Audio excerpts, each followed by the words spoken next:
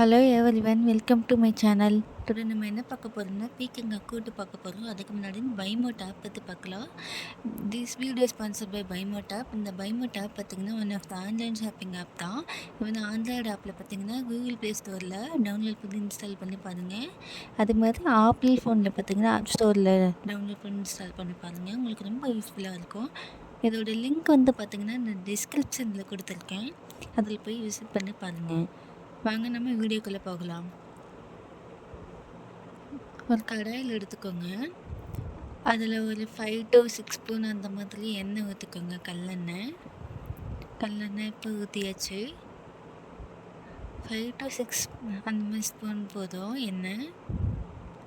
இப்போ வந்து பார்த்திங்கன்னா எண்ணெய் காஞ்சதுக்கப்புறம் கடுகு போட்டுக்கலாம். 1 டீஸ்பூன் கடுகு.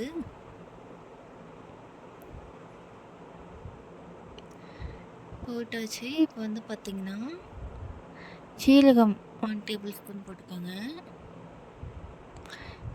நம்ம வெங்காயம் இருக்கு இல்லையா, வெங்காயம் கறிவேப்பிலை அது வந்து ஆட் பண்ணியாச்சு. நறுக்கி வச்ச வெங்காயம் நல்லா வதக்கிக்கோங்க. பொன்னிறமாக வர வரைக்கும் நல்லா வதக்கிக்கோங்க. நெக்ஸ்ட் நம்ம பச்சை மிளகாய் ஆட் பண்ணிக்கலாம். பச்சை மிளகாய் பாருங்கள், ஒரு 6 அந்த மாதிரி. மிளகாத்தூளே ஆட் பண்ணாமல் நம்ம பச்சை மிளகாவே ஆட் பண்ணிக்கலாம். ஒரு 5 to 6 இல்லை 7 அந்த மாதிரி ஆட் பண்ணிக்கலாம்.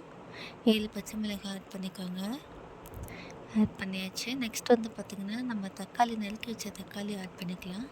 ஒரு 3 தக்காளி ஆட் பண்ணிக்கலாம். 3 தக்காளி நல்லா சின்ன சின்னதாக கட் பண்ணி வச்சுருக்கேன்.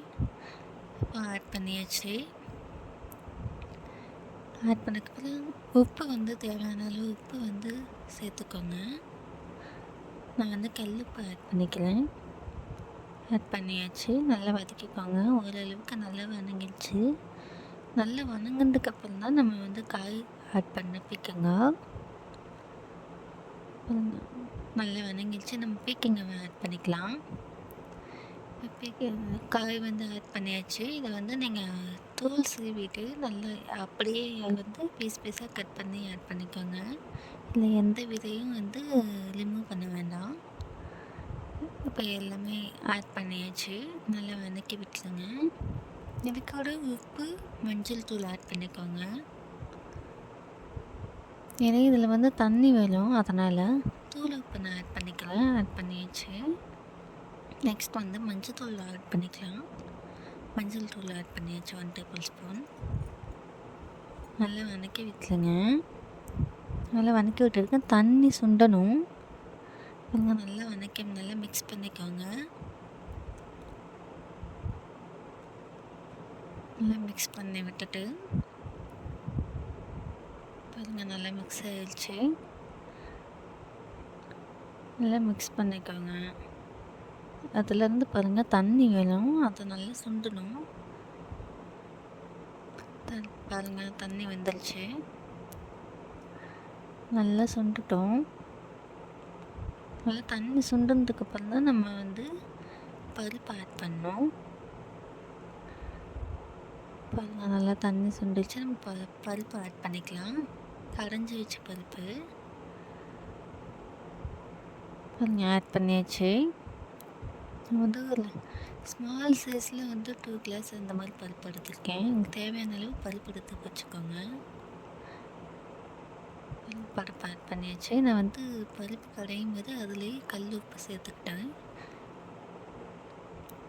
இப்போ நான் போடலை, அதுலேயே இருக்குது. நல்லா ஆட் பண்ணிக்கோங்க. கொதி வரட்டும்.